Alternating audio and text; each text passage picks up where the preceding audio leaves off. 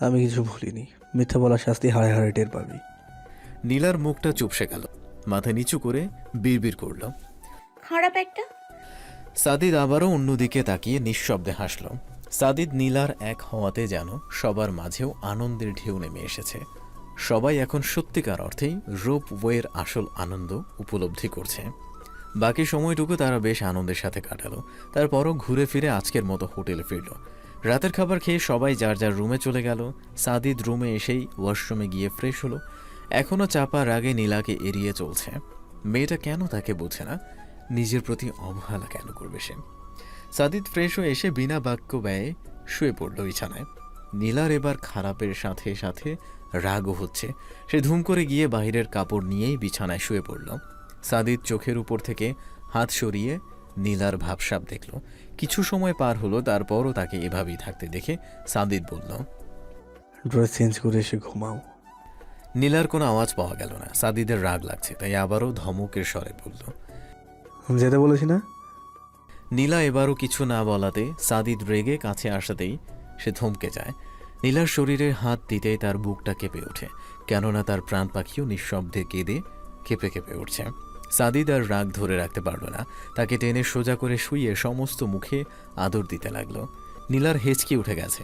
সাদিদ তার লাল হাওয়া নাকটাতেও চুমু দিয়ে বলল, প্লিজ আন্না, অনেক কেঁদেছ, পুরো মুখ লাল হয়ে গিয়েছে।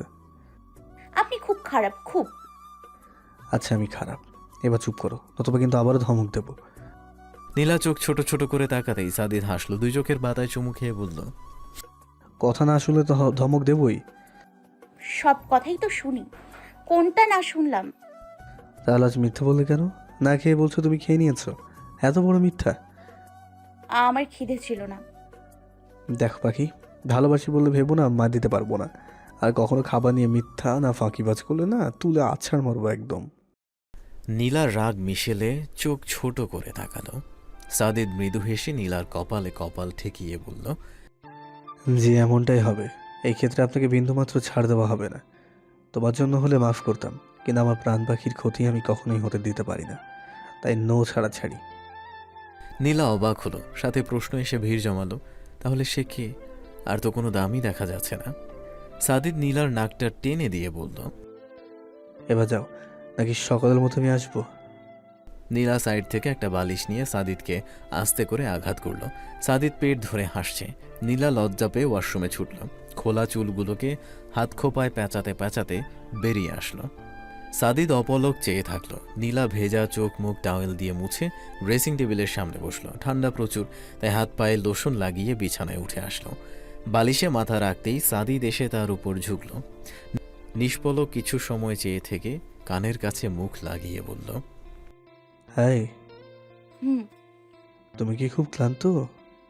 নীলা উত্তর দেওয়ার জন্য সাদিদের মুখের দিকে তাকালো। তার চোখের ভাষা বুঝতে পেরে লজ্জায় লাল নীল হলো। লাজুক হেসে অপর দিকে মুখ ফিরালো। নীলার অবস্থা দেখে সাদিদও নিঃশব্দে হাসল। খুব সকালে সাদিদ নীলাকে জোর করে ঘুম থেকে টেনে তুলেছে, তাই নীলার আধ খোলা চোখে মৃদু রাগের আভাস। সে বারবার ঝিমাচ্ছে, আর সাদিদ তাকে টান দিয়ে তুলছে। এটা কি পাখি, এবার অন্তত পক্ষে ওঠো। ইস, বিরক্ত করছেন কেন? আমি মাত্রই ঘুমিয়েছি, তাই আমি এখন ঘুমাবো। আপনি আমাকে অনেক জ্বালিয়েছেন, তাই এখন আমি আপনার কোনো কথা শুনবো না। বলেই নীলা আবারও বিছানায় এলোমেলো হয়ে শুয়ে পড়ল। সাদিদের এবার সত্যি হাসি পাচ্ছে। নীলা ঘুমের ঘোরে এমনটা বলছে, নতুবা জেগে থাকলে সে কখনো সাদিদের সাথে এমনটা করবে না। সাদিদ বেশ ভালোই বুঝতে পারছে, কিন্তু সেও যে নিরুপায়। সাদিদ ঘড়িতে সময় দেখল 3:40। এখন হোটেলে থেকে বেরোতে না পারলে আসল সৌন্দর্যটা মিস হয়ে যাবে, যা সাদিদ দার্জিলিং এসে কোনোভাবেই চাইবে না। তাই সে কম্বলের উপর দিয়েই নীলাকে শক্ত করে চেপে ধরল। নীলার দম প্রায় বন্ধ হয়ে যাওয়ার অবস্থা। সে দ্রুত চোখ খুলে তাকালো। নিজের উপর সাদিদকে দেখে রাগী স্বরে বলল, এসবের কোনো মানে হয়? সাদিদ হাসল। একটু ঝুঁকে এসে নীলা রাগে লাল হওয়া নাকটাতে চুমু দিয়ে বলল, মানে হয় কি হয় না সেটা ঘুম থেকে উঠলেই বুঝতে পারবে। আমি ঘুমের জন্য চোখ মেলতে পারছি না, প্লিজ এখন ঘুমোতে দিন। না পাখি, এখন সম্ভব নয়, এসে না হয় আবার ঘুমিয়ে নিও। তার মানে উঠতেই হবে? জি মহারানী, উঠতেই হবে। নীলার রাজ্যের বিরক্তি নিয়ে আবার উঠে বসল। নীলার ঢুলু ঢুলু মুখটা দেখে সাদিদ তার দুই গালে হাত রাখল। তারপর কপালে ভালোবাসার দীর্ঘ চুপ আঁকল। নীলা নতজানু হয়ে লাজুক হাসল। সাদিদ তারা দিতে এসে উঠে ওয়াশরুমে গেল। নীলাকে যেতে দেখে সাদিদও দরজা খুলে বাহিরে গেল। তানভীরদের রুমে কয়েকবার নক করতেই অর্ণব এসে দরজা খুলল। তার পিছু পিছু তানভীরও উঠল। রেডি হয়ে না, আমরা একটু পরেই বের হব। সেটা না হয় বুঝলাম, কিন্তু তুই এত ভোরে উঠতে পারলি? আমরা তো ভেবেছিলাম তোদের সাক্ষাৎ পাওয়া মুশকিল হবে। সাদিদ অর্ণবের ঠোঁটের কোণে বাঁকা হাসি দেখে তার বাহুতে ঘুষি লাগালো। তারপর আবারও তারা দিয়ে হাসতে হাসতেই নিজেদের রুমে চলে আসলো। আসার সময় প্রিয়তিদেরও ঢেকে আসার জন্য বলে গেল। সবাই ইতিমধ্যে রেডি হয়ে নিচে নেমে এসেছে। ঠান্ডার মধ্যে এত ভোরে বাহিরে হাড় কাঁপানো শীত পড়েছে, তাই সবাই বেশ মোটা কাপড়ের গরম জামা পরে বের হয়েছে। খুব সকালে বের হতে হবে বিধায় তারা রাতেই ট্যাক্সি ঠিক করে রেখেছিল। নীলা ট্যাক্সিতে বসে বলে উঠল, এত সকাল সকাল কোথায় যাচ্ছি আমরা? আরও পরে গেলে কি হতো? এত সকালে কেউ কোথাও যায়? নীলার কথায় সাদিদ হাসল। তাকে এক হাতে আগলে নিয়ে বলল, টাইগার হিল খুব সুন্দর একটা জায়গা, তোমরা দেখলেই বুঝতে পারবে। আর সকালে যাওয়ার কারণ হচ্ছে আমরা টাইগার হিলের সানরাইজ দেখব, এবং সেটা তো লেট করে গেলে সম্ভব নয়। আর তাছাড়া লেট করলে তোমরা হয়তো দেখতেই পাবে না, কেননা সেখানে গেলেই কত শত লোকের উপস্থিতি দেখবে। লেট করে গেলে ভালোভাবে দাঁড়ানোর জায়গাই পাবে না। ও আচ্ছা। নীলা আর কিছু বলল না। সাদিদের মুখের কথাটাই তার কাছে বিশ্বাসযোগ্য, সুতরাং এখানে আর কিছু বলার থাকতেও পারে না। প্রচুর ঠান্ডায় তাদের ট্যাক্সি টাইগার হিলের উদ্দেশ্যে ছুটে চলছে। তারা কাছাকাছি আসতেই দেখতে পেল এত ভোরেও অসংখ্য গাড়ি রাস্তায় চলছে। গাড়ির সংখ্যা দেখে সত্যি অবাক হতে হচ্ছে। নতুবা এমন ভোরে কোনো স্থানে যাবার জন্য ট্যুরিস্টদের এত ভিড় সত্যি চোখে পড়ে না। সবাই হয়তো সৌন্দর্যে ভরা টাইগার হিলের উদ্দেশ্যেই যাচ্ছে। নীলা গাড়ির জানালার গ্লাস দিয়ে রাস্তার অগণিত হলুদ বাতিগুলো দেখছে। দার্জিলিং শহরের সর্বোচ্চ স্থান হচ্ছে টাইগার হিল। এখানে ভ্রমণে এসে যদি টাইগার হিলের সানরাইজ না দেখেন, সেক্ষেত্রে বিশাল কিছু মিস করে যাবে। সারা পৃথিবী জুড়ে টাইগার হিল বিখ্যাত এর অসাধারণ সানরাইজের জন্য। এছাড়া এখান থেকে পৃথিবীর তৃতীয় উচ্চতম শৃঙ্গ কাঞ্চনজঙ্ঘা এবং উচ্চতম শৃঙ্গ মাউন্ট এভারেস্ট দেখা যায়। সমুদ্রতল থেকে প্রায় ৮,৪৪২ ফুট উঁচুতে অবস্থিত এই জায়গাটি দার্জিলিং থেকে ১১ কিলোমিটার দূরে অবস্থিত। সানরাইজের সময় টাইগার হিল থেকে অপূর্ব রঙের খেলা দেখা যায়। পূর্ব দিগন্তে যখন লাল সূর্যের উদয় হয়, তখন উত্তর দিকে কাঞ্চনজঙ্ঘার চূড়া যেন জ্বলে ওঠে। রূপালী চূড়া যেন সোনালি রূপ ধারণ করে, আর তার সামনে নিচের দিকে তাকালে দেখতে পারবেন তখনও রাত হয়ে গেছে। দূরে পাহাড়ের গায়ে ছোট্ট ছোট্ট ঘরবাড়িতে তখনও ইলেকট্রনিক আলো জ্বলছে। সে এক অসাধারণ দৃশ্য, স্বচক্ষে না দেখলে উপলব্ধি করা কঠিন। টাইগার হিলে যাওয়ার জন্য ঘুম থেকে উঠতে হয় ভোর ৪টার দিকে, সম্ভব হলে আরও আগে, কেননা সময় মতো উঠতে না পারলে প্রচুর গাড়ির লাইনের পেছনে পড়তে হবে, এবং এরকম হতে পারে শেষের ১ কিলোমিটার পথ আপনাকে হেঁটে উঠতে হবে। তার ফলস্বরূপ ভালো পজিশন পাওয়া যাবে সানরাইজের ভিউ দেখার জন্য, কেননা টাইগার হিল জায়গাটাতে বরাবরই প্রচুর লোকের সমাগম দেখতে পাওয়া যায়। তাই যত তাড়াতাড়ি হোটেল থেকে বেরোতে পারা যায়, তত তাড়াতাড়ি এখানে পৌঁছাতে পারা যায়। দার্জিলিংয়ের এত ঠান্ডায় এত সকালে ঘুম থেকে ওঠা একটু কষ্টসাধ্য, কিন্তু একটু কষ্টের জন্য এমন একটা অভিজ্ঞতা মিস করা কখনোই বুদ্ধিমানের কাজ হবে না। তাই সাদিদও একটু কষ্টের জন্য নীলাদের এই সুযোগটা মিস করতে দিতে চাইল না। অবশেষে তাদের কাঙ্ক্ষিত গন্তব্য তারা পৌঁছে গেছে। নীলা আশেপাশে একবার চোখ বুলিয়ে সাদিদের দিকে তাকালো। সে নীলার দিকেই তাকিয়ে নিঃশব্দে হাসছে। আসলে সাদিদ সত্যিই বলেছিল, এখানে এত ভোরবেলাতেও লোক সমাগমের অভাব নেই। প্রচুর ট্যুরিস্ট ইতিমধ্যে এখানে এসে ভিড় জমিয়েছে। সাদিদরাও তাড়াতাড়ি আসাতে সানরাইজ দেখার জন্য ভালো একটা জায়গা পেল। নীলাকে পেছন থেকে জড়িয়ে ধরে সাদিদ পূর্ব আকাশে দৃষ্টি দিল। প্রিয়তি, অর্ণব, তানভীর, শান্ত সকলেই দল বেঁধে বাকিদের মতো সূর্যোদয়ের জন্য অপেক্ষা করতে লাগলো।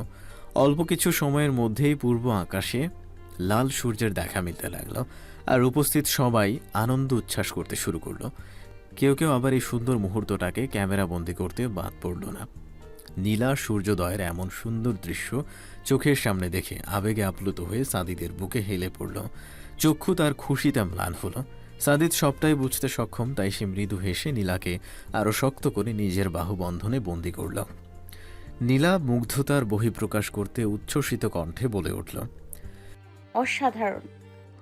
এখনো ঘুম থেকে জোর করে তোলার জন্য রাগ করে থাকবে?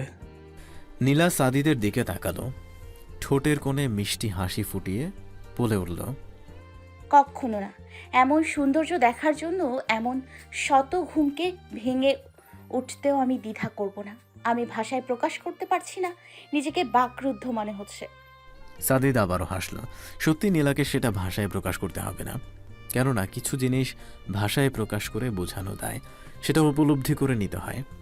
সাদিদ নীলার সাথে সাথে অর্ণব, প্রিয়তি এবং তানভীর শান্ত সমানতালে টাইগার হিলের এই অপরূপ সৌন্দর্য উপভোগ করছে। শান্ত আবেগে আপ্লুত হয়ে পাশে থাকা তানভীরের হাত চেপে ধরল। তানভীর সাথে সাথে শান্তর ধরে রাখা হাতের দিকে তাকালো। শান্তর অবশ্য সেদিকে বিশেষ কোনো খেয়াল নেই, সে টাইগার হিলের অবর্ণনীয় সৌন্দর্য দেখতে ব্যস্ত। তানভীর আবারও সামনের দিকে তাকালো, তার ঠোঁটের কোণে ফুটে উঠল মিষ্টি হাসি। সানরাইজের পর ধীরে ধীরে টাইগার হিলের লোক সমাগমও কমতে লাগলো। সাদিদরা ট্যাক্সির কাছে চলে আসলো। নীলার মুখে এখনো উপচে পড়া খুশি। এবার যাত্রা কোথায়? আমরা এখন যাব রক গার্ডেন। কাকু আপ রক গার্ডেন চালিয়ে। ট্যাক্সি ড্রাইভার সাদিদের অনুমতি পেয়ে রক গার্ডেনের উদ্দেশ্যে গাড়ি ছোটালো। রক গার্ডেন নামটাই নীলার কাছে বেশ অন্যরকম লাগছে, না জানি দেখতে কেমন হবে। নীলার ভাবুকতা দেখে সাদিদ তার গালে টোকা দিল। নীলা তার দিকে ফিরে হেসে ফেলল। মহারানী কি চিন্তা করেন? চিন্তা করছি দার্জিলিং শহরটা এত সুন্দর কেন? আমি তো বারবার বাকরুদ্ধ হয়ে যাই। সাদিদ এবার নীলার কাছে এগিয়ে আসলো, সামনের সকলের দিকে এক পলক তাকিয়ে কানের কাছে মুখ লাগিয়ে ফিসফিসিয়ে বলল, সৌন্দর্য তো বাকরুদ্ধ হবার জন্যই, কিন্তু আমার পাখিটার সৌন্দর্য যে আমার চোখে আরো বেশি, আরো প্রকট। আমিও তো প্রতিবার বাকরুদ্ধ হয়ে যাই। আমার কি হবে? নীলা মাথা নিচু করে লাজুক হাসল। সাদিদ সবসময় এমন করে, নীলাকে লজ্জা দিতে সে কখনো পিছু পা হয় না। ট্যাক্সি যত চলতে লাগলো, রাস্তার আশেপাশের সৌন্দর্য দেখে তারা ততই মুগ্ধ হতে লাগলো। বলা বোঝানো কঠিন, কিন্তু রক গার্ডেনে যাওয়ার পথের এই রাস্তাটুকুর সৌন্দর্যে বলে শেষ করা যাবে না। রক গার্ডেন যতটা সুন্দর, ঠিক তার থেকেও বেশি সুন্দর এই 10 কিলোমিটার পথ। চারপাশে চা বাগানের সৌন্দর্য চোখ ধাঁধিয়ে দিতে বাধ্য।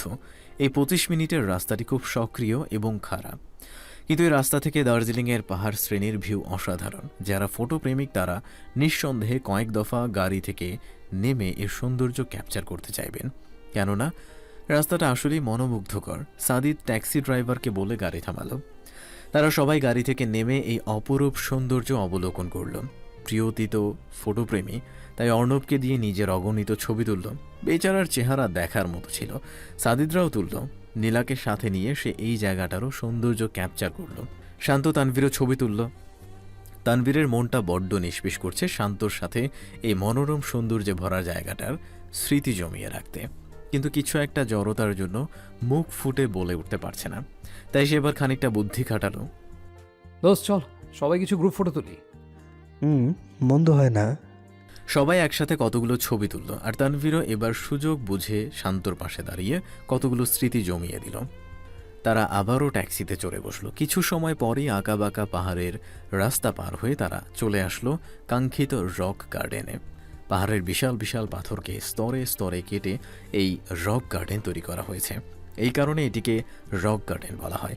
এখানে অনেকগুলো ঝর্ণা দেখতে পাবেন, যেগুলো কিছু প্রাকৃতিক এবং কিছু কৃত্রিমভাবে বানানো হয়েছে।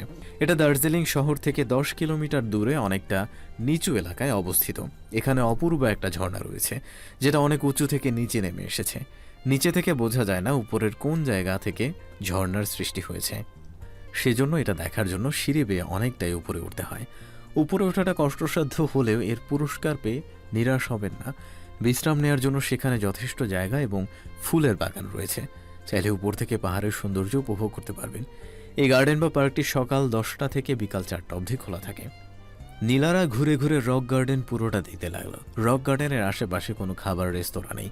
তারা যথেষ্ট ভোরে রওনা দিয়েছিল, তাই সাদিদ সবার জন্য শুকনো খাবার হিসেবে কেক, বিস্কুট, চিপস, জুস নিয়ে এসেছিল। তারা সবাই গার্ডেনেরই বেঞ্চে বসে হালকা নাস্তা করে নিল। তারপরও পুরোটা গার্ডেন দেখা শেষে পরবর্তী গন্তব্যের উদ্দেশ্যে বেরিয়ে পড়ল। তারা এবার চলল দার্জিলিং বিখ্যাত টয় ট্রেনে রাইড করার জন্য। তাই সাদিদরা আসলো দার্জিলিং হিমালয়ান রেলওয়ে। 1879 থেকে 1881 সালের মধ্যে এই রেল লাইনটি তৈরি করা হয়েছিল। ভারতের নিউ জলপাইগুড়ি থেকে দার্জিলিংয়ের পাহাড়ি আঁকাবাঁকা রাস্তা ও বাঁকের মধ্যে দিয়ে যাতায়াত করা ছোট্ট বাষ্প ইঞ্জিন চালিত ট্রেন দার্জিলিংয়ের পর্যটকদের অন্যতম প্রধান আকর্ষণ। ভারতের সবচেয়ে উঁচু রেল সার্ভিস হলো এই দার্জিলিং হিমালয়ান রেলওয়ে। এই টয় ট্রেন জার্নিটি দার্জিলিংয়ের আসা ট্যুরিস্টদের জন্য এক অবর্ণনীয় অভিজ্ঞতা হয়ে থেকে যায়। দার্জিলিং টয় ট্রেন হিসেবেও পরিচিত এই ট্রেন জার্নি দার্জিলিংয়ের এক মনোমুগ্ধকর অভিজ্ঞতা। ছোট ছোট কোচকে এই বাষ্পচালিত ইঞ্জিন টেনে নিয়ে খাড়া পাহাড়ে উঠেছে। আপনি আর কোথায় দেখতে পারবেন এমন নজর কাড়া সৌন্দর্য? অনেকে কলকাতা ও বলিউডের মুভিতে এই ট্রেনের চারপাশে চমৎকার দৃশ্য দেখেছেন, তাই কোনোভাবে স্পট ঘুরে দেখা এবং টয় ট্রেনে ওঠার অভিজ্ঞতা মিস করা উচিত না। দার্জিলিং ঘুম দার্জিলিংয়ে এই জয় রাইডের ভাড়া পড়বে 1000 টাকা ডিজেল ইঞ্জিনের জন্য, এবং বাষ্পচালিত বা স্টিম ইঞ্জিনের জন্য ভাড়া পড়বে 1600 টাকা। এগুলো সবই ফার্স্ট ক্লাস কোচ।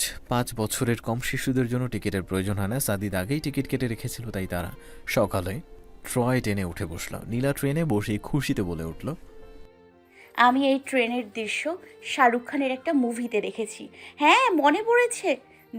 দিল সে একটা গান ছিল না, সাইয়া সাইয়া, এই গানটাতে। নীলার উৎসাহ এবং খুশি দেখে সাদিদ সহ সবাই হাসল। নীলা তীক্ষ্ণ চোখে সবাইকে দেখছে, সে এখানে হাসির মতো কি বলেছে। হ্যাঁ দোস্ত, আমিও দেখছি। বোধহয় এই ট্রেন চড়ে অনেক মুভি করা হয়েছে। অনেকগুলো মুভির দৃশ্যের কথা মনে পড়ছে, কিন্তু একটারও নাম মনে পড়ছে না। শান্তর কথায় সবাই আরেক দফা হেসে নিল। তানভীর সুযোগটা মিস করতে চাইল না, তাই সে বেশ রসিয়ে বলে উঠল, এই সবই হচ্ছে জ্ঞানের খেলা। মাথায় বুদ্ধিশুদ্ধি না থাকলে এসব জিনিস মনে রাখা যায় না। নিজে মনে হয় ঈশ্বরচন্দ্র বিদ্যাসাগর। সেটা না হয়, কিন্তু জ্ঞানী। খালি কলসি বাজে বেশি। কলসিতে যথেষ্ট পানি রয়েছে, চোখের অভাবে দেখতে পাচ্ছ না। আপনি কি আমাকে ইনডাইরেক্টলি কানা বলছেন? সেটা তো তুমি বললে, আমি কখন এই শব্দ উচ্চারণ করলাম? তানভীরের কথা শুনে সবাই ঠোঁট টিপে হাসছে। শান্ত সবার দিকে অসন্তোষ দৃষ্টিতে তাকিয়ে পুনরায় তানভীরের দিকে তাকালো।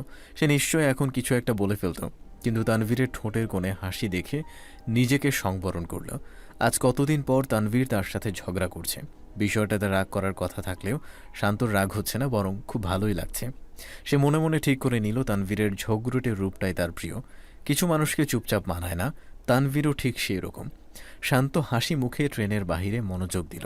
খুব সুন্দর দৃশ্য, মনে হচ্ছে কোনো বাস্তব ছবি চলছে।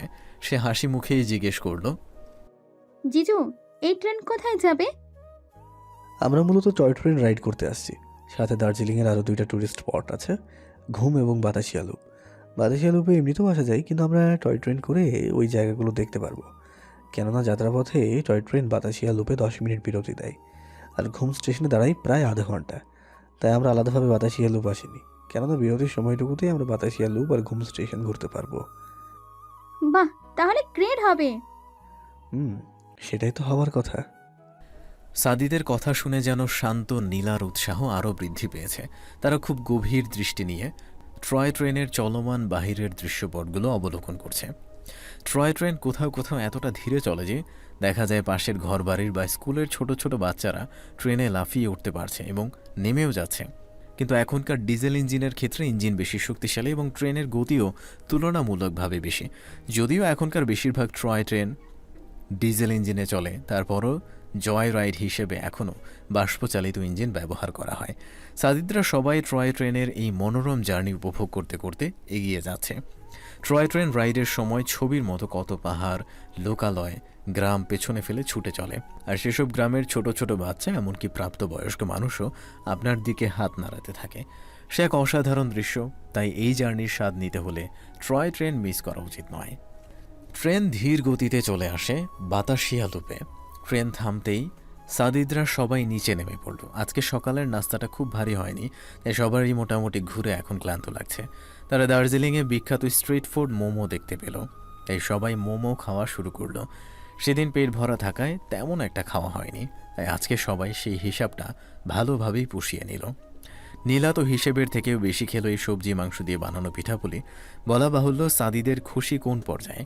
খেয়ে পেট ভরে তারা বাতাসিয়া লুপটা ঘুরে দেখতে লাগলো। Batasia loop Darjeeling Himalayan heritage রেলওয়ের সমতল থেকে ৭৪০০ ফুট উপরে। দার্জিলিং শহর থেকে মাত্র ৫ কিলোমিটার দূরত্বে ভারতীয় রেলের সর্বোচ্চ রেল স্টেশন। বাতাসিয়া লুপের সবচেয়ে আকর্ষণীয় দিক হচ্ছে এর অতুলনীয় প্রাকৃতিক সৌন্দর্য, যা দেখার জন্য একটা চমৎকার দৃশ্য। হিলকার্ট রোডে NH-55 অবস্থিত। আপনি সকল গৌরবের মধ্যে দার্জিলিংয়ের প্যানোরামিক দৃশ্য উপভোগ করতে পারবেন। বাতাসিয়া লুপের উপর থেকে সমস্ত দার্জিলিং শহরটাকে দেখা যায় একেবারে 360 ডিগ্রি অ্যাঙ্গেলে। অসাধারণ সেই দৃশ্য বাতাসিয়া লুপটি মাউন্টেনের দর্শকদের দর্শনের জন্য আকর্ষণ করে। কাঞ্চনজঙ্ঘা এবং অন্যান্য তুষারপাত হিমালয় পর্বতগুলি এবং দার্জিলিং হিমালয়ান রেলপথের অসাধারণ ইঞ্জিনিয়ারিং আশ্চর্য দেখায়, যেখানে প্রায় অজ্ঞাতসারে রেল লাইনটি একটি বৃত্তের সাথে আলোচনা করে এবং উচ্চতায় 1000 ফুট নিচে নামায়। বাতাসিয়া লুপের কেন্দ্রে একটা ওয়ার মেমোরিয়াল দাঁড়িয়ে আছে।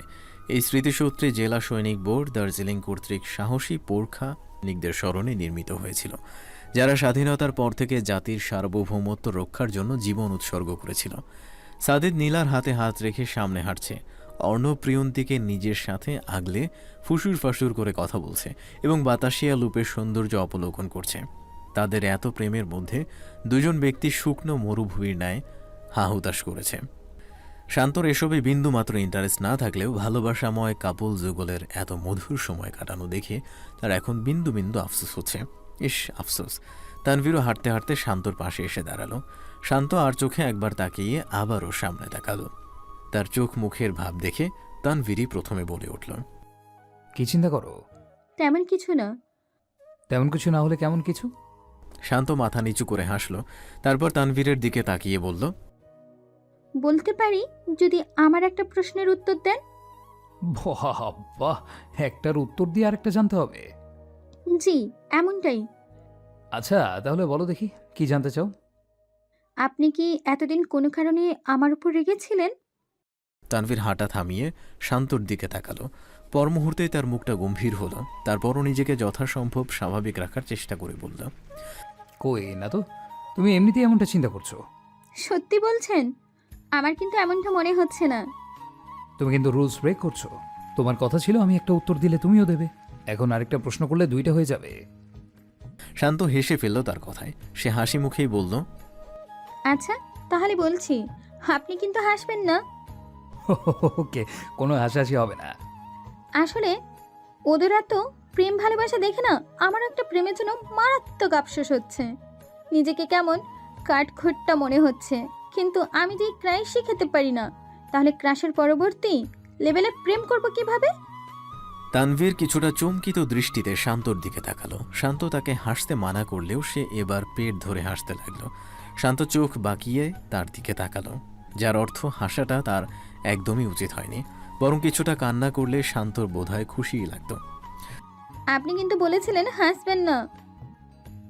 সরি, কিন্তু কি করব, তোমার কথাটাই এমন যে আমি না এসে পারলামই না। শান্ত রাগ দেখিয়ে সামনে হাঁটা ধরতেই তানভীর দ্রুত পা ফেলে তার হাতের কবজিতে ধরল। শান্ত আচমকা তানভীরের এভাবে হাত ধরাতে অবাক দৃষ্টিতে তার হাতের দিকে তাকালো। তানভীর সেটা খেয়াল করে শান্তর হাতটা ছেড়ে দিল, কিন্তু শান্তর পাশ ঘেঁষে দাঁড়িয়ে কানের কাছে ফিসফিসিয়ে বলে উঠল, প্রেম করতেও বুদ্ধির প্রয়োজন হয় বুঝলে, তোমার তো খালি মাথা, তাই এসব তোমার ভাগ্যে নেই। বলেই তানভীর আবারও হাসতে লাগলো। শান্ত এবার রাগে দুঃখে অপমানে তানভীরের পেছনে ছুটল। তানভীরও দুষ্টুমি করে দৌড় শুরু করলো, মারতে পারুক বা বাঁচতে পারুক, কিন্তু দুজনেই জানে তারা একে অপরের সান্নিধ্যে পছন্দ করে। ঝগড়া লাগলেও দিন শেষে দুইজনই নিজের অজান্তেই একে অপরের পথ চেয়ে বসে থাকে, কিন্তু দুজনই সেটা মানতে একেবারে নারাজ। তারা ট্রয় ট্রেনে করে ঘুম স্টেশনটাও দেখল। ঘুম হচ্ছে ভারতের পশ্চিমবঙ্গের দার্জিলিং হিমালয়ান পার্বত্য অঞ্চলের একটা ছোট্ট পার্বত্য অঞ্চল। এটা দার্জিলিং পৌরসভার 1 নম্বর ওয়ার্ডের আওতায় আসে। দার্জিলিং হিমালয়ান রেলওয়ের ঘুম রেল স্টেশন ভারতের সর্বোচ্চ রেল স্টেশন। এটা 2258 মিটার, 7407 ফুট এর উচ্চতায় অবস্থিত।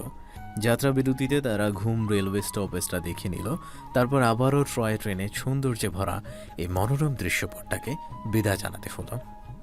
সাদিদরা বিকেলটা মলে কাটিয়ে হোটেলে ফিরে আসলো। নীলা সকাল সকাল ঘুম থেকে ওঠাতে হোটেলে ফিরেই সে বিছানায় শুয়ে পড়েছে।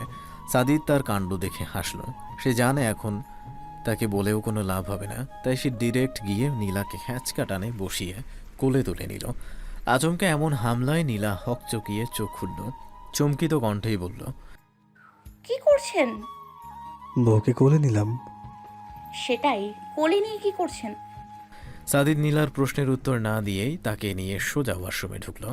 নীলার এতক্ষণে বোধগম্য হলো সাদিদ কি করতে চাইছে, তাই সে দ্রুত বলে উঠল, একটু পর ফ্রেশ হব তো, এখন একটু রেস্ট নিতে হবে।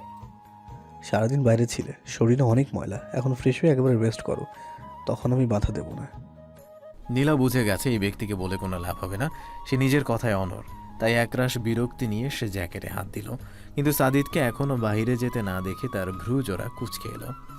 সে ভ্রু বাঁকা করে বলল, কি হলো, দাঁড়িয়ে রয়েছেন কেন? সাদিদ তার কথার উত্তর না দিয়ে বাঁকা হাসল। সাদিদের ঠোঁটের কোণায় এই হাসি দেখে নীলা একটা ঢোক গিল। তাকে এমন করে হাসতে দেখলেই নীলার কলিজা কেঁপে ওঠে। নিঃসন্দেহে তার মাথায় কোনো শয়তানি খেলা করছে। ঠিক যেমনটা ভাবা, সাদিদ ওয়াশরুমের দরজাটা লাগিয়ে দিল, তারপর নিজের গায়ের জ্যাকেট টি শার্টটা খুলে ফেলল। ধীর পায়ে নীলার দিকে এগিয়ে আসতে লাগলো। নীলা গায়ের টপস চেপে ধরে পিছিয়ে যেতে লাগলো। সে কাপা কণ্ঠে বলে উঠল, আপনি এমন এগিয়ে আসছেন কেন? আমিও তো বাইরে ছিলাম, আমার গায়েও তো ময়লা রয়েছে, তাই শাওয়ার নেব। ও, তাহলে আপনি আগে শাওয়ার নেন, আমি চলে যাচ্ছি। নীলা কথা শেষ করে বাইরে যাওয়া ধরতেই সাদিদ তার হাত টেনে ধরল। দুই হাতে নীলার কোমর চেপে ধরে বলল, আগে পরে কি দরকার, দুজনে একসাথে করলেই তো হয়। একসাথে? নীলা প্রায় চিল্লিয়ে বলে উঠল। নীলাকে এমন চেঁচাতে দেখে সাদিদ তাকে ওয়াশরুমের দেয়ালের সাথে চেপে ধরল। তার কানের কাছে মুখ লাগিয়ে নিচু স্বরে বলল, কেন, একসাথে করলে সমস্যা কোথায়? আমরা বোধহয় আগে কখনো একসাথে করিনি। বলেই সাদিদ ঠোঁট কামড়ে দুষ্টু হাসতে লাগলো। নীলার লজ্জায় গাল পুরো টমেটো হয়ে গেছে। সাদিদ সেদিকে তাকিয়ে নিঃশব্দে হাসল। তারপর আচমকা শাওয়ার ছেড়ে দিল। সাদিদের শরীরে জিন্স ব্যতীত অন্য কিছু নেই। শাওয়ারের পানি তার চুল বেয়ে বেয়ে সমস্ত শরীরে পড়ছে। নীলাও ইতিমধ্যে ভেজে গেছে। হালকা ঠান্ডায় সে মৃদু কাঁপছে। সাদিদ হাত বাড়িয়ে তার টপসটা খুলতে চাইলে নীলা দুর্বল হাতে তাকে বাধা দিল। সাদিদও আর জোর করল না, কেননা সে ভালোই জানে নীলা এখনও পর্যন্ত সাদিদের সংস্পর্শে কতটা লজ্জা পায়, কিরকম কাচুমাচু করে। নীলা এবারও লজ্জায় এবং ঠান্ডায় মাথা নিচু করে রয়েছে। সাদিদ তার কানের পেছনে হাত দিয়ে তার মুখটা উঁচু করে ধরল। নীলার চোখ ঠোঁট কাঁপছে। পানিতে ভিজে তার মুখে আরও স্নিগ্ধতা বিরাজ করছে। মুখের বিন্দু বিন্দু জলকণাগুলোকে দেখে সাদিদের বড্ড হিংসে হচ্ছে। হিংসুটে প্রেমিক তাদেরকে শাস্তি দিতে লেগে গেল। সে নীলার ডান গালে ঠোঁটের শুনে স্পর্শ দিল। একে একে বাম গাল সহ কপাল, নাক, নীলার পুরো মুখে চুমু খেল। নীলা সাদিদের স্পর্শে বারবার কেঁপে উঠতে লাগলো। সাদিদ তার বৃদ্ধাঙ্গুল দিয়ে নীলার ঠোঁটে স্পর্শ করতেই নীলা কেঁপে উঠে সাদিদের উন্মুক্ত বুকে হাত রাখল। সাদিদ নীলার অবস্থা বুঝতে পেরে তার বুকে রাখা হাতটা নিজের হাতে নিল। তারপর নীলার দিকে তাকিয়ে তার হাতের পিঠে শব্দ করে চুমু খেল। নীলা লাজুক হেসে সাদিদের উন্মুক্ত বুকে মুখ গুজল। আবারও একটা হাত সাদিদের বুকে রাখতেই নীলা লজ্জায় লাল হলো। সে ভাবতেই পুলকিত হচ্ছে যে এই সুদর্শন পুরুষটা তার ব্যক্তিগত। নীলার অধিকার এই মানুষটার উপরে সবচেয়ে বেশি।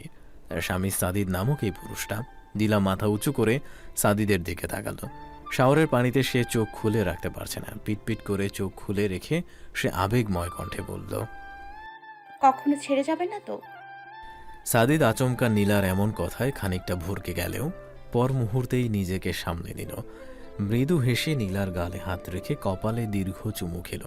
তারপর নীলার কপালে কপাল ঠেকিয়ে বলল, তুমি কল্পনাও করতে পারবে না এই হাতটা ধরার জন্য আমি কতগুলো দিন অপেক্ষার প্রহর গুনেছি। রাত যখন এই হাতের মালিক আমার একান্ত ব্যক্তিগত প্রাণ পাখি, আমার রাজ্যের রানী, আমার প্রিয়তমা স্ত্রী, তুমিই বলো সেই হাতটা আমি কিভাবে ছাড়ব?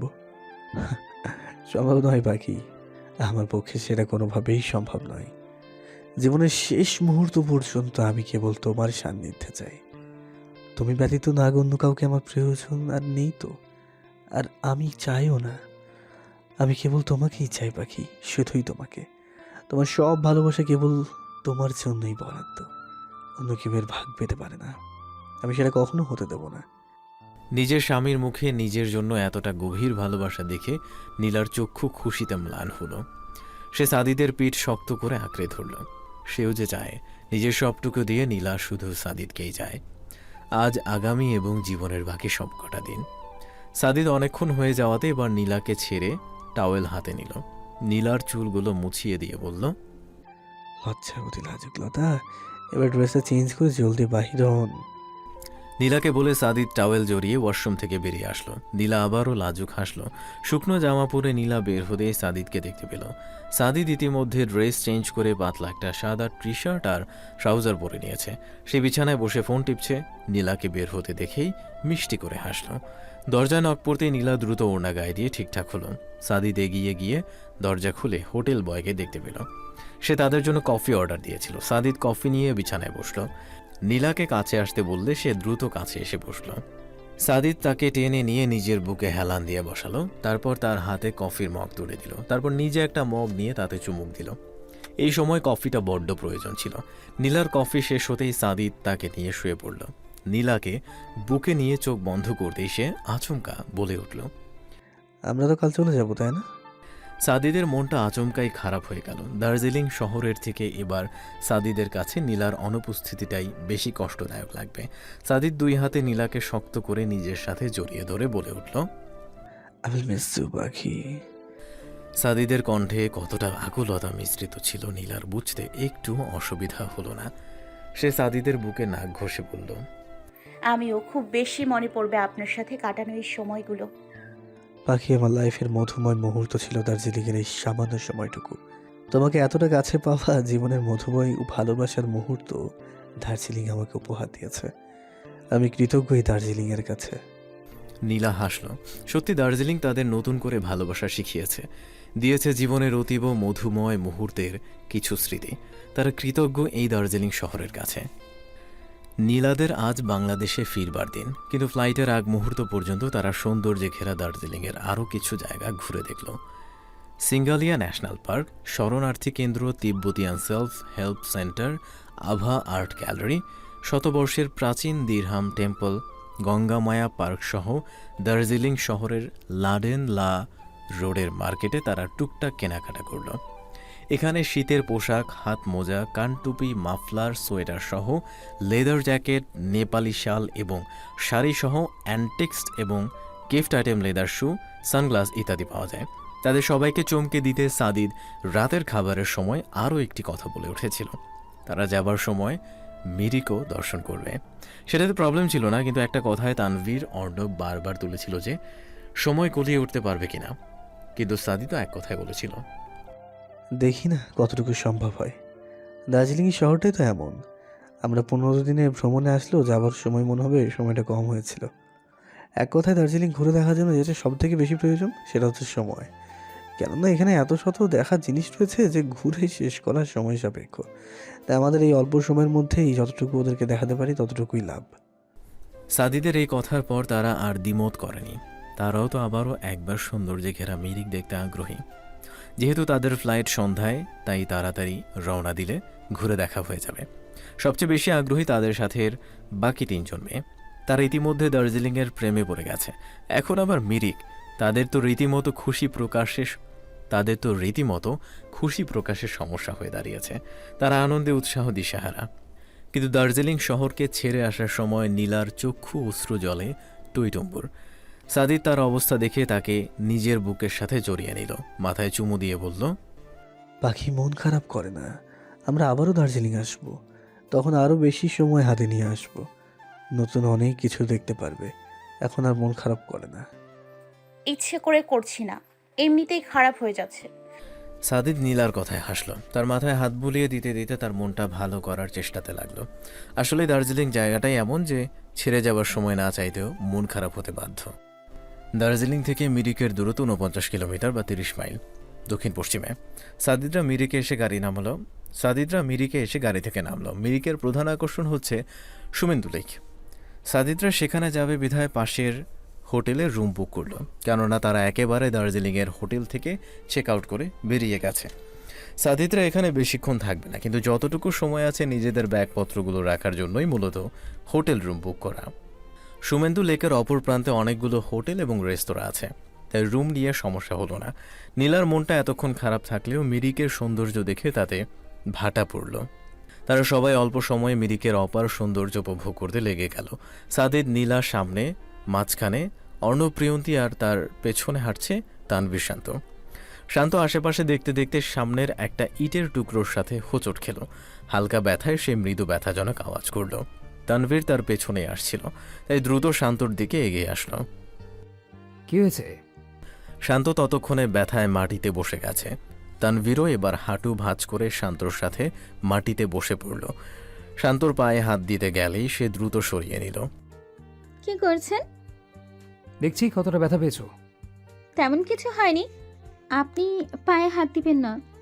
তানভীর বিরক্তিতে চোখ মুখ কুঁচকে নিল। শান্ত তানভীরকে মাটিতে বসতে দেখে সাদিদরাও পিছিয়ে আসলো। কি হয়েছে তানভীর? আমি নিজেই তো জানি না কি হয়েছে। এই ন্যাকামি দেখতেই তো দিচ্ছে না। দেখছেন না আমি ব্যথা পেয়েছি, আর আপনি এখনো আমার সাথে ঝগড়া করছেন? কিছু লোকের জন্মই হয় ঝগড়া করা আর সহ্য করার জন্য। তুমিও তাদের দলেরই লোক। শান্ত ভ্রুজোড়া বাঁকা করে তানভীরের দিকে তাকালো। চোখ মুখ তার রাগে বিরক্তিতে তেতে আছে। তানভীর সেসবকে বিন্দুমাত্র পাত্তা না দিয়ে জোরপূর্বক তার পা টেনে ধরল। শান্ত আবারও বাধা দিতে চাইলে সে এবার চোখ গরম করে দেখালো। তার চোখে কিছু তো একটা ছিল যার দরুন শান্ত বাধা দেওয়ার শক্তি হারিয়ে ফেলেছিল। কিন্তু কি ছিল? অধিকার বোধ। কিন্তু কি জন্য? শান্তর উপর তার কিসের অধিকার? নীলাও শান্তর পাশে বসে পড়েছে। ব্যথা বেশ ভালোই পেয়েছে, বুড়ো আঙুলের নখটা উল্টে গেছে। ও ড্রেসিং লাগবে, তোরা লেকের বার ঘুরে দেখ। আমি তাকে নিয়ে হোটেলে ফিরছি, সেখানে ড্রেসিংয়ের ব্যবস্থা হয়ে যাবে। শান্তর আসলে অনেক যন্ত্রণা হচ্ছে, তাই তানভীরের কথার পিঠে আর কিছু বলতে পারল না। তানভীর তাকে ওঠার জন্য সাহায্য করল। নীলাও তার পিছু যেতে চাইলে সাদিদ তাকে বাধা দিল না। নীলা অবাক চোখে তাকালো। আমি যাব তো, হাত ছাড়ুন। সাদিদ নিচে ঠোঁট কামড়ে হাসল। নীলার কানের কাছে মুখ নিয়ে ফিসফিসিয়ে বলল, ওদেরকে একা ছেড়ে দাও, তাদের মধ্যে যাওয়া উচিত হবে না। কেন? শান্ত ব্যথা পেয়েছে আর আপনি বলছেন আমি যাব না? ভৌকা মেয়ে, যেতে মানা করছি না, কিন্তু এখন যেতে বারণ করছি। আর তাছাড়া তানভীর তো সাথে রয়েছে, শান্তর কোনো রকম সমস্যা সে হতে দেবে না, এতটুকু আমি তোমাকে গ্যারান্টি দিয়ে বলছি। নীলা নিচের দিকে তাকিয়ে রয়েছে। সাদিদের কথাটা সে মানতে চাইছে, কিন্তু বোন সমতুল্য বান্ধবীর জন্য হৃদয় নিষ্পেষ করছে। সাদিদও তার প্রাণ পাখির মন বুঝতে সক্ষম, কিন্তু তার এখন হাসিও পাচ্ছে। নীলা এত অবুঝ কেন? সাদিদ শিওর না হয়ে তাকে কিছু জানাতে চায় না, কিন্তু সাদিদের মন এবং মস্তিষ্ক বলছে তার অনুমানই সঠিক হবে। কিন্তু তারপরও সে আগে তানভীরের সাথে কথা বলতে ইচ্ছুক, তাই সে নীলাকে আগলে বুকে নিয়ে আসলো। তার থুতনিতে ধরে মুখটা উঁচু করে বলল, মন খারাপ? না, ঠিক আছি। নীলা উত্তর না দিয়ে নত যেন হতেই সাদিদ হাসল। তাকে এক হাতে জড়িয়ে নিয়ে সামনে হাঁটতে হাঁটতে বলল, কিন্তু মুখ তো অন্য কিছু বলছে। আমার উপর বিশ্বাস রাখো, শান্তকে নিয়ে চিন্তা করার কোনো প্রয়োজন নেই। তার খেয়াল তানভীরের থেকে বেশি আর কেউ রাখতে পারবে না। সাদিদের কথাটাতে আত্মবিশ্বাসের কমতি ছিল না, তাই নীলাও এবার স্বাভাবিক হলো। সাদিদের সাথে পা মিলিয়ে মিরিকের সৌন্দর্য অবলোকন করতে লাগলো। তানভীরের দিকে তাকাতেই শান্তর লোমকূপ দাঁড়িয়ে গেছে। একটু আগে কি করলো সে? শান্ত নিজের শরীরের দিকে তাকাতেই আবারও এক দফা কেঁপে উঠল। সে এক হাতে কোমর স্পর্শ করল। হ্যাঁ, ঠিক এই জায়গাটাতেই তো তানভীর বলিষ্ঠ হাতে চেপে ধরেছিল, বুনেছিল শান্তর পাগলাটে মনের শত নাম না জানা অনুভূতির খেলা। তখন শান্ত এক পা উঁচু করে সামনের দিকে হাঁটছিল, কিন্তু বেসামালভাবে পড়ে যেতে ধরতেই তানভীর দ্রুত তাকে ধরে ফেলেছিল। ব্যালেন্স রাখতে গিয়ে এক হাতে ধরেছিল শান্তর কোমর। দুজনের শ্বাস প্রশ্বাসের শব্দ একে অপরের ছিল খুব নিকট, যার ফলে দুজনই জর্জরিত হয়েছিল নতুন ভিন্ন এক অনুভূতিতে। তানভীরের খেয়াল আসতেই সে দ্রুত নিজেকে সামলে নিয়েছিল। তারপর হোটেল রুমের বাকি রাস্তাটুকু সে শান্তকে এক হাতে জড়িয়ে নিয়ে এসেছে। তারপর থেকে এখন পর্যন্ত শান্ত চোরা দৃষ্টিতে তানভীরকে দেখছে। চলমান পরিস্থিতিতে সে কিংকর্তব্যবিমূঢ়, তাই মাথা নিচু করে সে অনবরত নখ দিয়ে বিছানার চাদরে আঁকিবুকি করছে।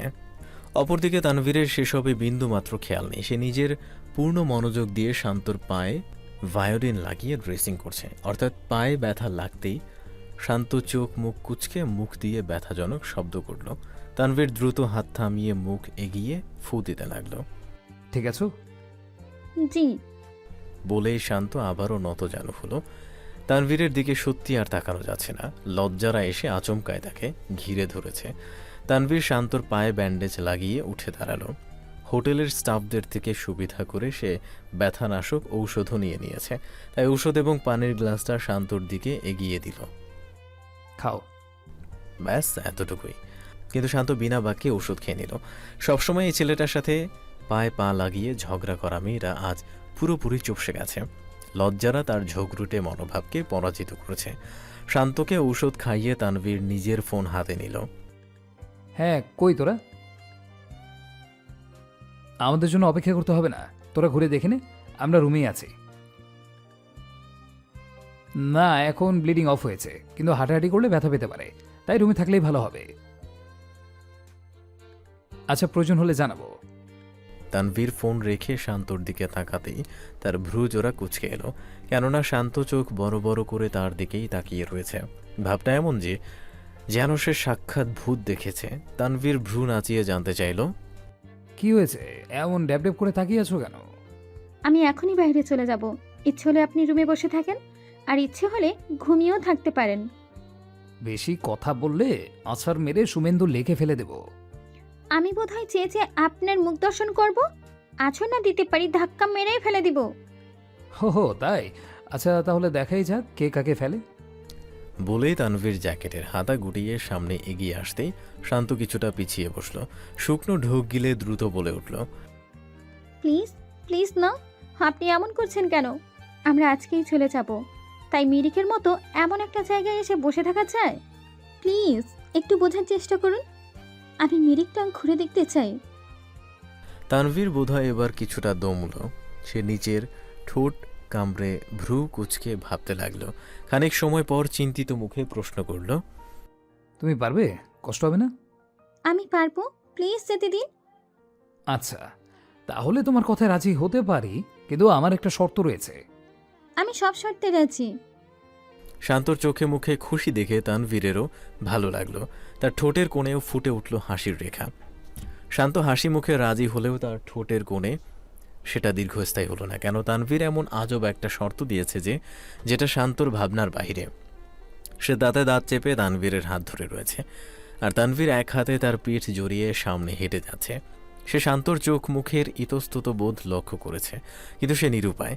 শান্তকে সে এ অবস্থায় কোনোভাবেই একা চলতে দিবে না। তাদেরকে আসতে দেখে এবার সাদিদরাও উঠে দাঁড়ালো। এতক্ষণ দুই কাপল যুগল লেকের পাশেই বসে সময় কাটিয়েছে। তানভীরকে এভাবে শান্তর সাথে দেখে সাদিদ অর্ণব একে অপরের দিকে তাকালো। কেউ হয়তো তাদের দুজনের হাসি মুখের কারণ বুঝতে পারল না, কিন্তু দুজনের মুখেই ছিল বর্ণনাবিহীন মিষ্টি হাসি। তারা সবাই এবার সামনের পথে পা বাড়ালো। প্রিয়তি অর্ণব সামনে, সাদিদ নীলা মাঝে এবং তানভীর শান্তকে নিয়ে পেছনে ধীর পায়ে এগিয়ে আসছে। আর সে তীক্ষ্ণ চোখে বারবার শান্তর হাঁটার রাস্তা পর্যবেক্ষণ করেছে। ভাবটা এমন যে আবারও কোনো রকম ব্যথাজনক যন্ত্রণা তানভীর তাকে সহ্য করতে দিবে না। তারা সবাই নিজস্ব জায়গা থেকে মিরিকের সৌন্দর্য উপভোগ করছে। মিরিক মূলত ভ্রমণ পিপাসুদের মানচিত্রে নিজের জায়গা করে নিয়েছে তার আবহাওয়া, প্রাকৃতিক সৌন্দর্য এবং যাতায়াতের সুব্যবস্থার জন্য। সুমেন্দু লেক এখানকার প্রধান আকর্ষণ। 5800 ফুট উচ্চতার এই পাহাড়ি শহরের বুক চিতিয়ে শুয়ে আছে এই সুমেন্দু হ্রদ, যার একদিক বাগান এবং অন্যদিক পাইন জঙ্গল দিয়ে ঘেরা।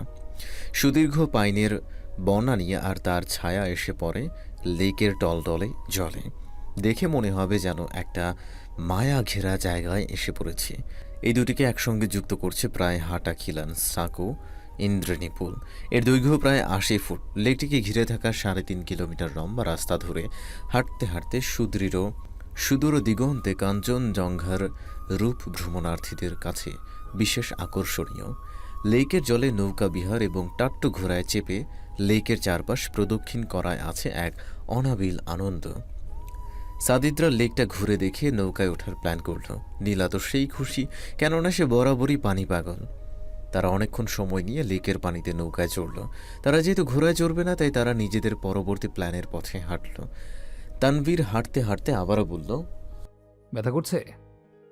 শান্ত চোখে মুখে রাজ্যের বিরক্তি নিয়ে তাকালো, কেননা সে আর কতবার এই একই প্রশ্নটার উত্তর দিবে।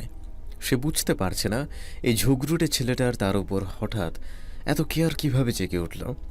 শান্তর উত্তর না পেয়ে তানভীর হাঁটা থামিয়ে দিল, আবারও বলল, বলছো না কেন, ব্যথা করছে? আর কয়বার বলবো? আমি যতবার জানতে চাইবো। ইশকে নির্লিপ্ত উত্তর। শান্ত রাগী ভাব নিয়ে হেঁটে যেতে যেতেই তানভীর এসে তার হাত টেনে ধরল। শর্ত কি ভুলে গিয়েছো? আমি কিন্তু এবার সত্যি ইচ্ছা করছে আপনাকে ধাক্কা দিয়ে পানিতে ফেলে দিতে। ভালোই হবে। তোমার মতো ঝোঁকরুটের সাথে থাকতে থাকতে বিরক্ত হয়ে গিয়েছি। খানিকটা রিল্যাক্স হওয়া যাবে। আপনি একটা অসহ্য।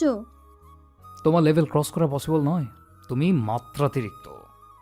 নিজে মেয়েদের মতো পায়ে পা দিয়ে ঝগড়া করেন, অথচ আমাকে আবার ঝগড়ুটে বলেন। আমি খুবই ভালো ছেলে, সঙ্গদোষে বধ হয়ে যাই। আপনি কি কোনোভাবে আমাকে বদ বলছেন?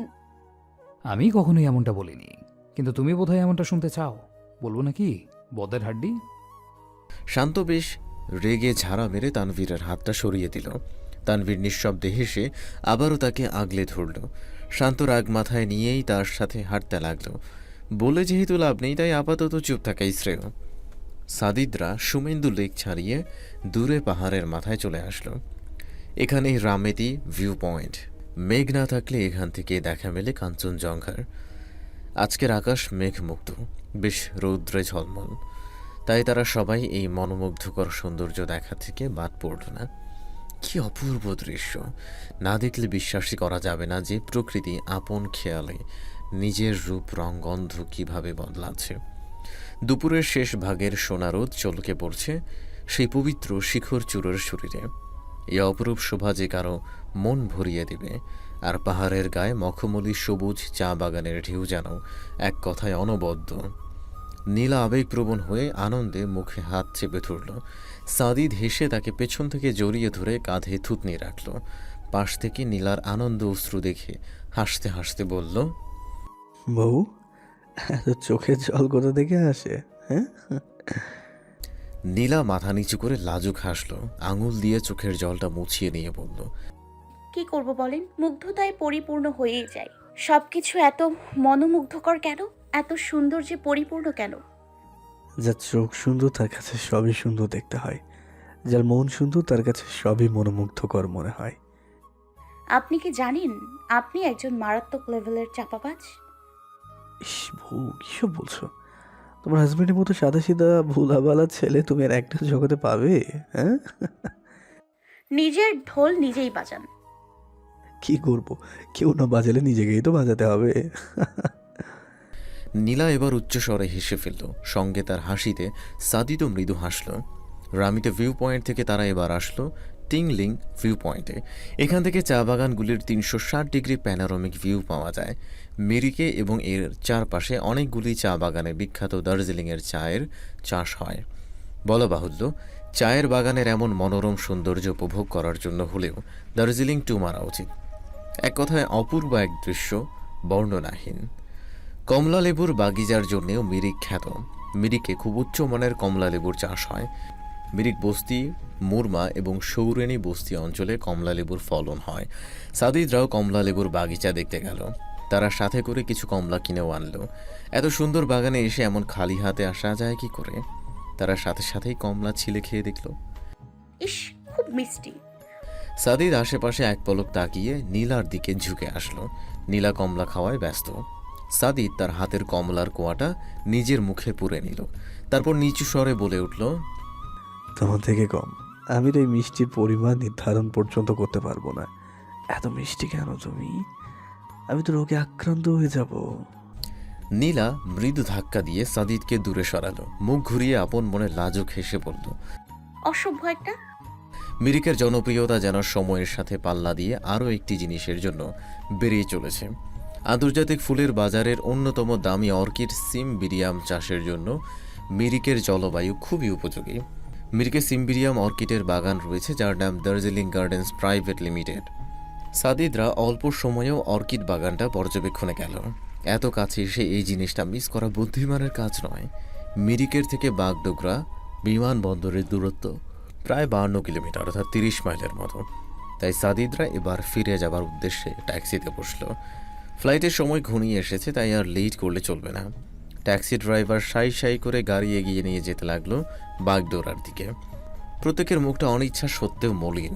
সবারই একটা কথা মনে হচ্ছে, সময়টা বোধহয় খুব দ্রুতই কেটে গেল। আসলে এমনটাই ঘটে যখন প্রিয় মুখগুলো আমাদের পাশে থাকে, তার উপর সাথে থাকে এমন মনোমুগ্ধকর পরিবেশ।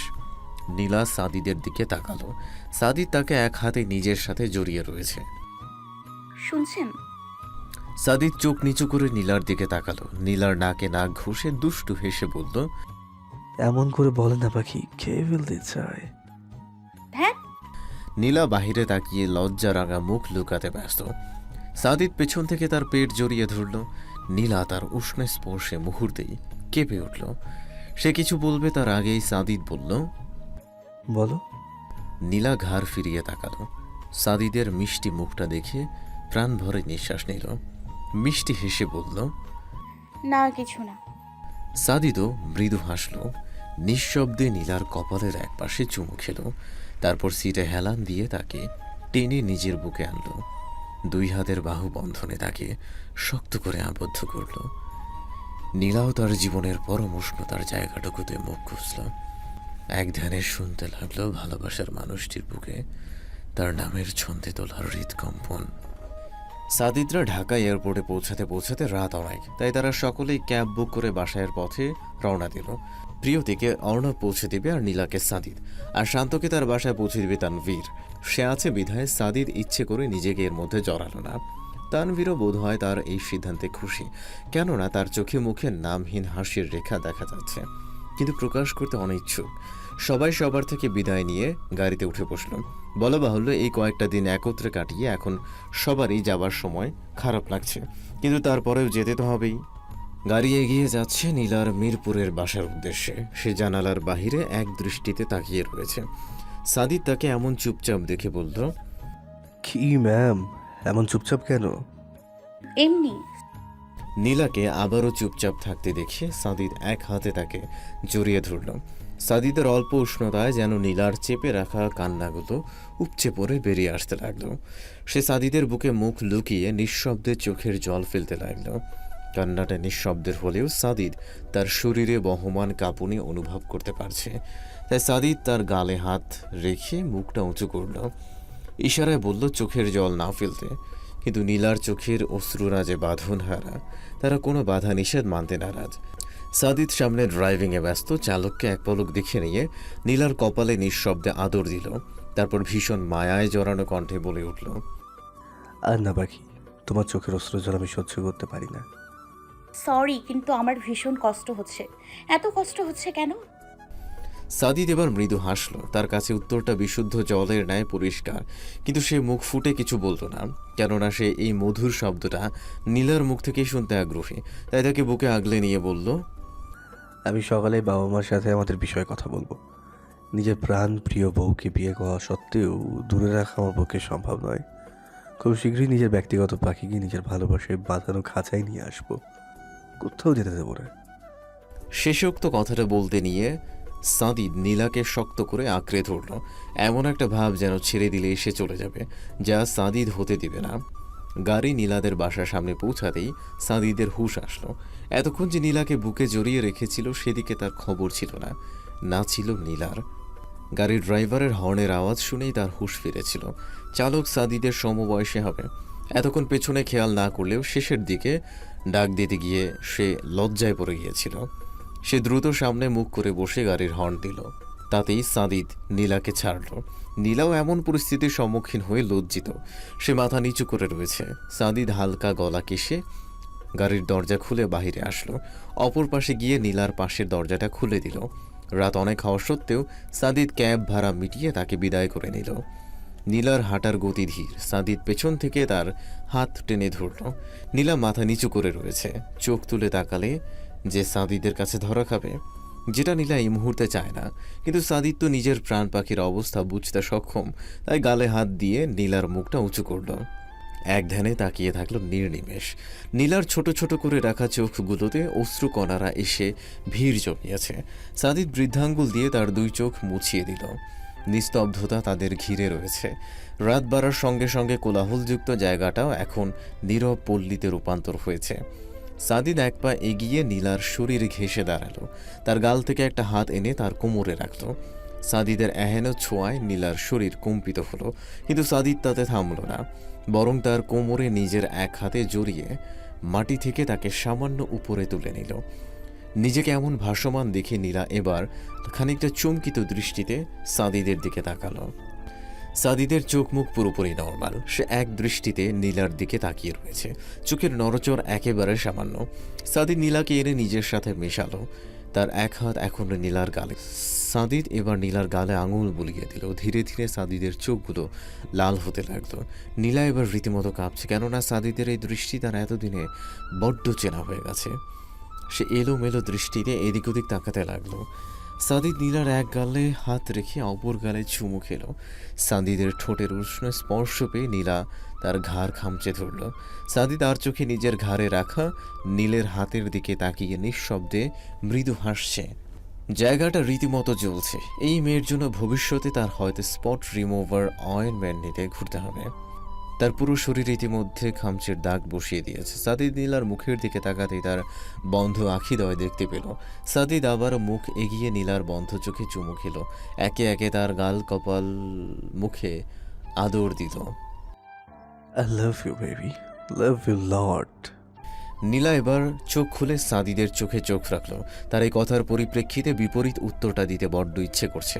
সে বলতে চাইল, কিন্তু সাদিদের এমন চাহনি দেখে লজ্জায় চোখ জোড়া নিচু করল।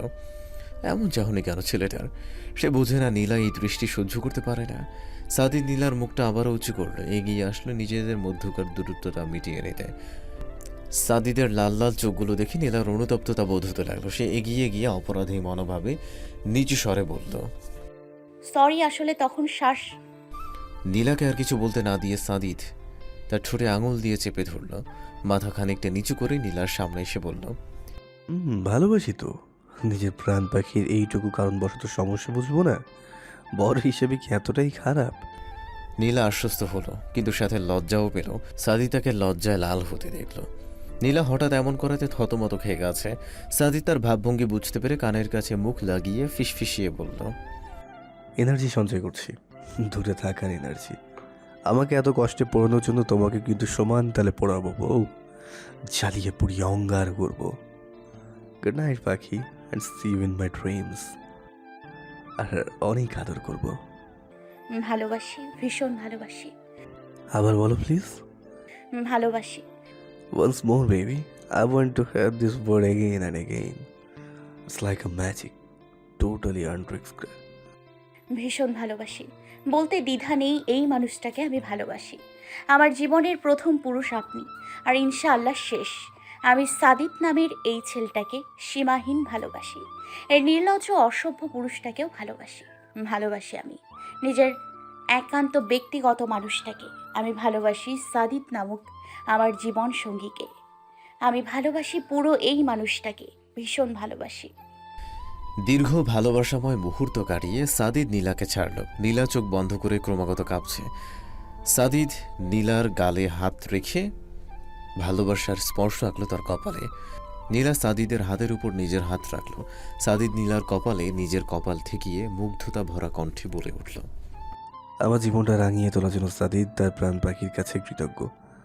ভালোবাসি প্রিয়তমা, খুব ভালোবাসি।